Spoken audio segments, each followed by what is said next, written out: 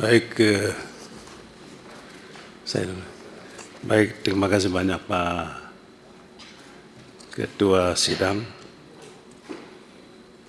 Bapak Ibu anggota Komisi 3 yang saya hormati, Kepala PPATK, para pejabat utama PPATK yang saya banggakan.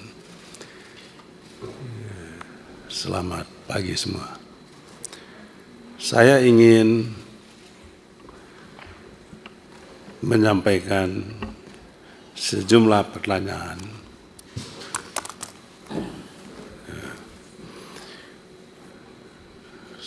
Ada banyak pertanyaan, tapi saya persingkat menjadi 10 pertanyaan kunci.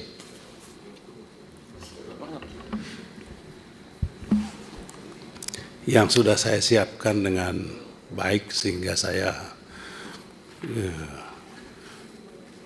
membacakan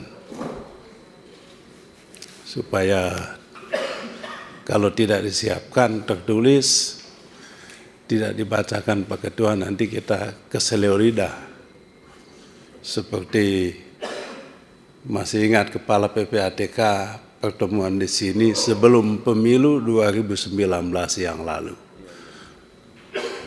Tadi disinggung oleh yang terhormat Saudara Hinca Panjaitan soal emas ini dulu. Kalau saya tidak salah saat itu Kepala PPATK hadir bersama Menko Polkam, Menko Polhukam, dan Menkeu pada saat itu. Jadi isu polemik yang berujung dengan ketidakjelasan.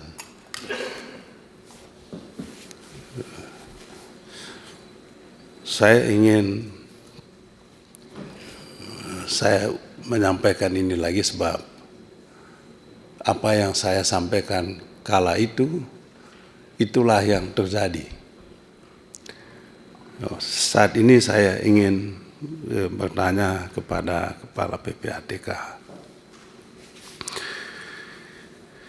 Yang pertama, Pak Kepala PPATK, saya ingin mengetahui dari sekian banyak laporan hasil analisis dan pemeriksaan PPATK dalam 5 tahun silam ini ya.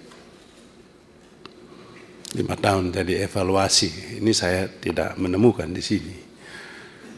Berapa persen yang sungguh-sungguh telah ditindaklanjuti sampai tingkat penyidikan dan putusan pengadilan? Jika angkanya rendah, persentasenya kecil, saya ingin tahu di mana tepatnya titik kegagalannya itu. Di PPATK kah? Di kepolisian kah, kejaksaan kah, atau atau KPK. Jadi kita ingin tahu masalahnya di mana. Yang kedua, apakah PPATK memiliki daftar kasus, mega kasus, mega kasus besar. Kasus besar itu kategorinya adalah kasus yang melibatkan pejabat negara, elit politik, kepala daerah, yang aliran dananya sudah jelas, tetapi bertahun-tahun tidak ditindaklanjuti oleh penegak hukum. Dulu ada kasus itu, tapi saya ingin tahu sekarang ini apakah masih atau belum juga. Kalau belum ya tentu mengapa.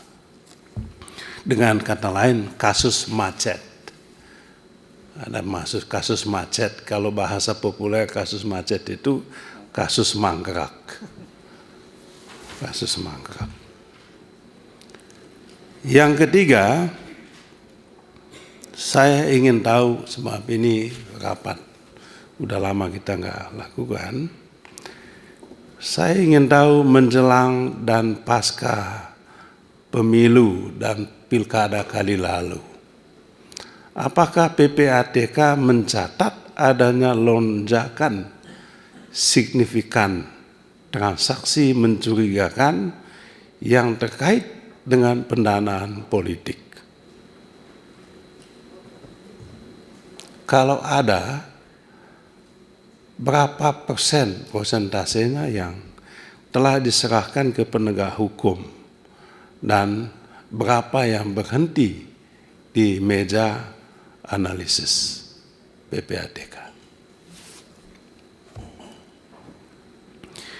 Yang keempat, dalam praktek Pak Kepala PPATK, lembaga manakah yang paling sering tidak menindaklanjuti laporan PPATK secara sungguh-sungguh?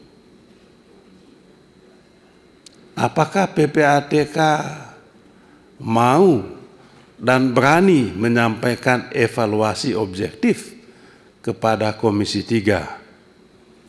Sebagaimana yang tadi disampaikan oleh yang terhormat Saudara Hinca Panjaitan, disampaikan dalam rapat panja penegakan hukum sumber daya alam atau apalah penegakan hukum itu. Yang berikut, apakah PPATK pernah menemukan kasus pencucian uang dari kasus bansos, dana hibah, atau APBD yang menggunakan rekening keluarga, yang menggunakan rekening staf, atau yang menggunakan rekening vendor? Ya, mohon maaf, tidak bermaksud untuk teman-teman yang suka main proyek APBN. Yang keenam, berapa banyak rekening yang diblokir PPATK dalam 2 tahun terakhir ini? 2 tahun terakhir ini yang saya minta. Dan berapa yang akhirnya dilepas tanpa proses hukum lanjutan, dan alasannya apa? Saya tahu juga itu, tapi jumlahnya saya tidak tahu, Pak, cerita-ceritanya. Kemudian yang berikutnya, apakah PPATK pernah mengalami tekanan politik, tekanan fisik saat menangani transaksi mencurigakan yang melibatkan tokoh politik atau figur kuat?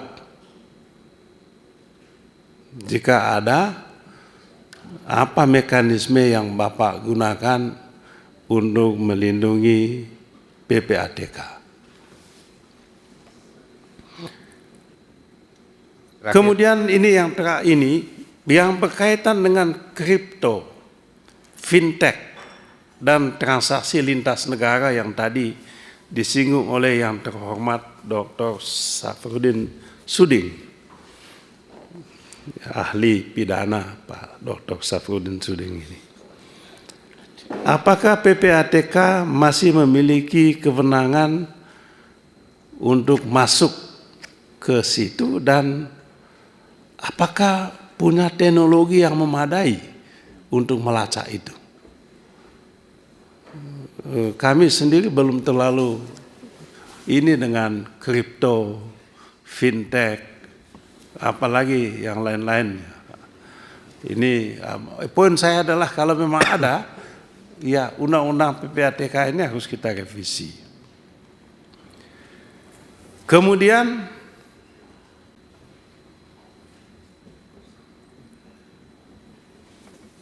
saya ingin tanya Kepala PPATK, apa rekomendasi Kepala PPATK untuk dilakukan oleh DPR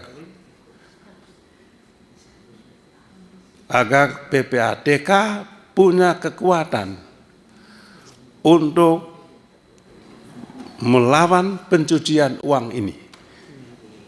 Sebab Presiden Prabowo adalah presiden yang berkali-kali dalam banyak kesempatan menyatakan perang semesta melawan korupsi, melawan perjudian, melawan illegal mining, melawan kejahatan narkotika. Ini perang semesta. Dan kita semua mendukung itu.